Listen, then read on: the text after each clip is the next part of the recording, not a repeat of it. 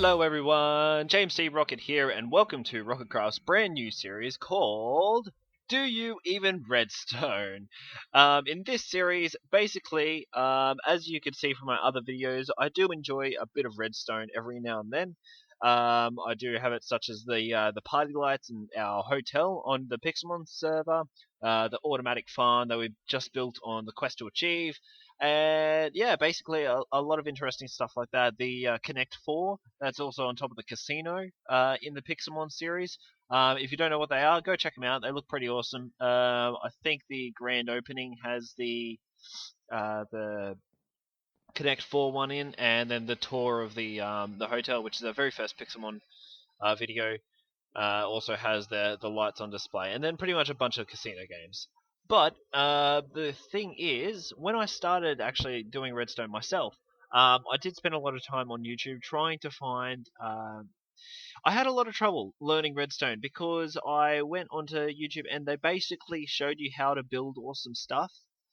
But they showed you like this goes here, that goes there, and it didn't make sense. So they showed you how to do it, but they didn't show you how it works, or so that you can take that and then put it into one of your own creations, and take that knowledge elsewhere. So what I've decided to do, I'm going to be starting from the very basics, and when I say basics, I mean the basics. So I'm going to get started on this. This is a redstone ore block. So this can be found, and I just destroyed it. This can be found, I think, at about level 13Y and below, so quite deep. Usually when you start finding a lot of lava, and basically in the same area that you'll find diamonds as well. So pretty much on that level. But yeah, that's where you'll find the redstone ore.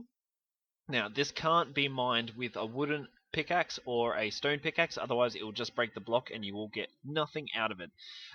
So what I'll do, I might actually just display that. I'll see if I can do it. So if I go slash uh, game mode.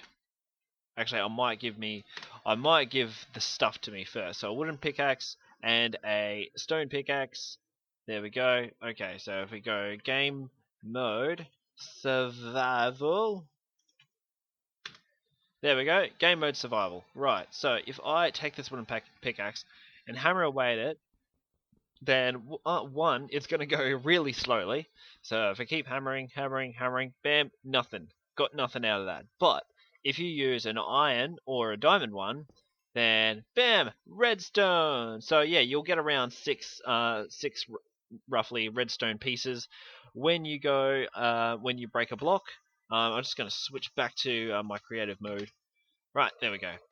But yeah, so that's how you get redstone. So, and what this is, redstone ore is actually pretty interesting as well because it can make pretty cool lights. If you have a floor made of redstone ore, which you'll be able to get with a silk touch pickaxe, when you walk on it, it actually lights up. And it looks pretty interesting. I don't think it's lighting up now, or it's just because it's daytime and you can't see it. But yeah, so they light up and they start sparkling a little bit when you either walk over them or jump on them. It can be pretty good, especially if you, let's see, where is it? Here we go. If you cover it up with carpet as well. So you can have a full room covered in redstone ore, and then covered in carpet, and then you can be walking along it, and then your path can kind of light up as you go, and it looks pretty cool. So that's another interesting little thing that you can take home with you and try out. But with redstone, so basically what redstone is, it's like wiring. So if you go, say, you can make a line of redstones by right-clicking and putting it down. So that's pretty much like a wire.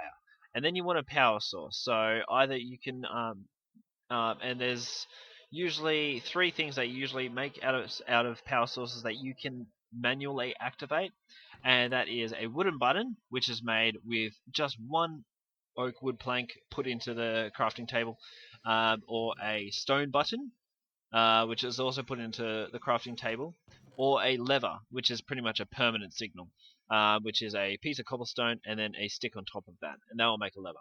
So, and an interesting thing that I also like to say is wooden buttons and stone buttons are very different. I believe that wooden buttons you can activate by shooting an arrow at them. So that makes it interesting if it's like a target practice or something like that. You can have a target and just have a wooden button in the middle. So if you hit the jackpot, then yay! Then you'll be able to find out if you do the redstone right. But yeah, and also wooden buttons stay in for longer. So when you press them, it will stay in and constantly send a signal for a little bit longer until it pops back out. I'll show you what I mean. So if you put, let's say, just a basic block, it doesn't matter what it is. So I'll just put a stone block here. Now, if I get myself a redstone button, so let's see here. So I've got a lever, I've got a button, and I've got a stone button. So with the stone button, I'll start with that. If you put that there, and then you click on it, then as you can see, it lights up, and then it goes immediately out. Pretty fast. But if you get a wooden button, you can see that it will stay on for a little bit longer, and so that just makes it easier. Usually, what we did on the Pixelmon server, because it was a server that had a fair amount of lag for us, because we live in Australia, and we get terrible internet. What we had to use wooden buttons for everything because pretty much we couldn't get through iron doors that had stone buttons because it wouldn't last long enough for us to get through before the lag just pretty much threw us back out. But yeah, so if you want the signal to last for a little bit longer, then wooden buttons is definitely where you go to. With a lever, basically what that does is it makes it permanent. So that will stay on until you decide to flick the lever again, and that will cut it off. Now, redstone can be used to activate a lot of different things. I'll get a couple of them out now for you. So you've got your wooden doors, you've got your iron doors, and you've got some sticky pistons or just normal pistons. And then you've got your dispensers, and then your droppers. And that's basically, and then of course, who doesn't love it? TNT. So it's just coming to nighttime, so I'm just going to make it daytime again because I don't like nighttime. Time set 1. Yep, sounds good. Right, but yes, so if we put a dropper there, so it goes into it, as you can see. It's not probably not going to be working because the dropper just drops items, so it's going to fall below there. But if you put an item into there now, and then you hit this lever, then it will activate, and out it comes. So it actually came out that way.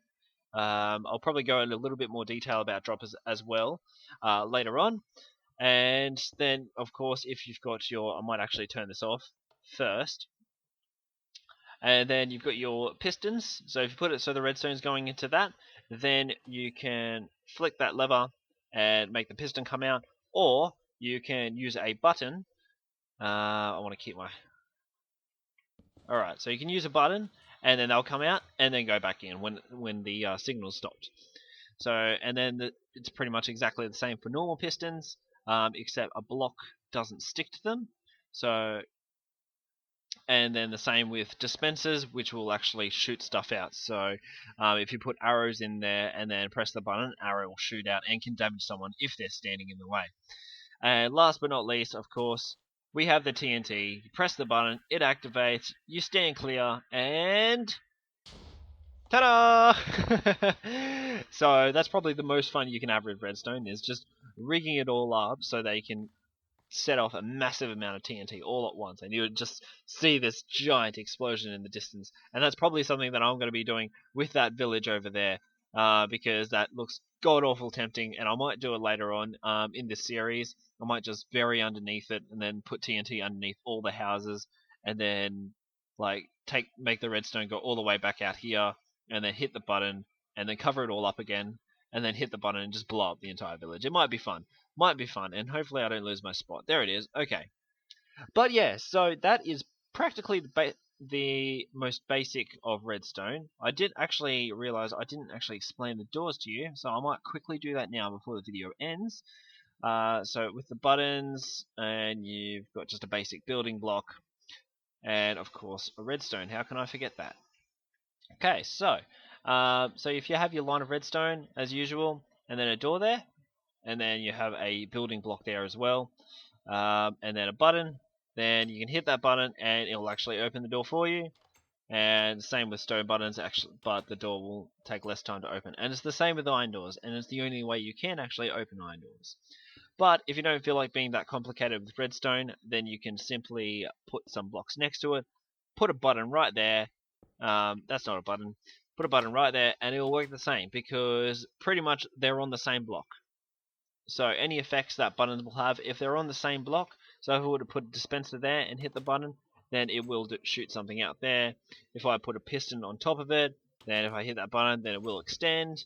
And yeah, so you can actually have a lot of fun with having one block with several different redstone things attached to it, and you just press the button and just see it all like activate. Looks pretty cool.